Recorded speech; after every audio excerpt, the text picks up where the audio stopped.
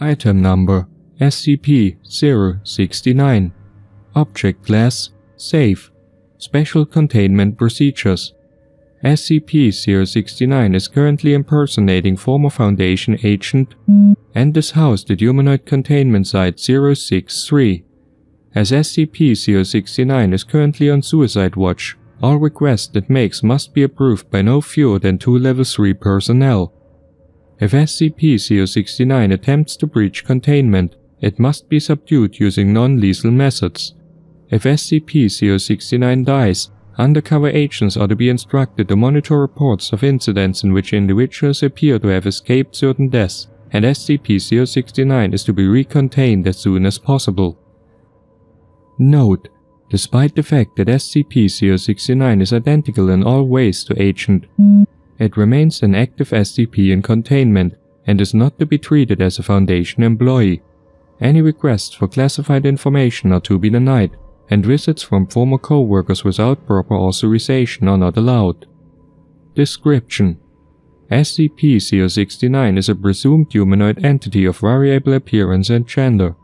Through an unknown ability, whenever SCP-069 is left alone with a recently deceased human body, the body will disappear and SCP-069 will take on the appearance, mannerism and knowledge of the recently dead individual. Through extensive experimentation, it has been shown that SCP-069 is completely indistinguishable from the individual it impersonates, matching the original individual's fingerprints, DNA, and data expunged with nearly perfect precision. SCP-069 retains no knowledge of its abilities or former impersonations. SCP-069 responds normally to injury and pain, but if killed, will rapidly decay into dust regardless of any preservation attempts. SCP-069 will then re-emerge at the site of the most recent human death. There is no known maximum range to this effect, and so far has been observed in jumps of up to 675 kilometers. SCP-069 can impersonate a single individual indefinitely. However, it will gain an overriding urge to get their life in order, including but not limited to resolving any outstanding financial or personal obligations, visiting extended family, updating their will and testament, and other acts of closure. When questioned, SCP-069 professes no driving motivation other than a desire to straighten out their lives in the event of an unforeseen injury or death.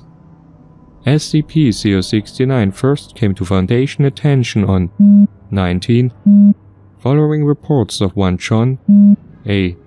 city firefighter who miraculously emerged alive from a 3-alarm building fire in which 2 other firefighters and 11 civilians perished.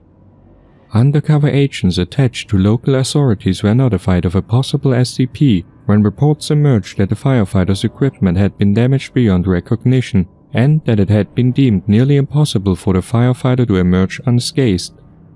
Approximately 3 weeks later, then presumed John responded to another large-scale building fire, during which he entered a smoke-filled room alone and was never found. A single civilian was rescued from the building, again nearly unharmed despite the heavy smoke reported within the building. SCP-069 was designated the following day and rendered into Foundation custody by members of Mobile Task Force C-3, Body Snatchers. Addendum 069-1 On 2000, Agent, a guard on duty assigned to SCP-069, was killed during the containment breach of SCP and subsequently impersonated by SCP-069. Although initially in denial after being informed of its identity, it has been mostly cooperative since its impersonation of a mid-level Foundation employee. Contingencies for the use of deceased Foundation employees for future SCP-069 use is under consideration. Addendum 069-2 On 2000, SCP-069 attempted to commit suicide after a junior researcher accidentally informed it that the family of Agent had been told that Agent was dead and of their subsequent reactions.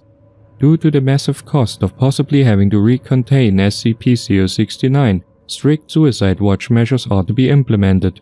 Plans to use other deceased Foundation employees as possible impersonation targets for SCP-069 have been suspended.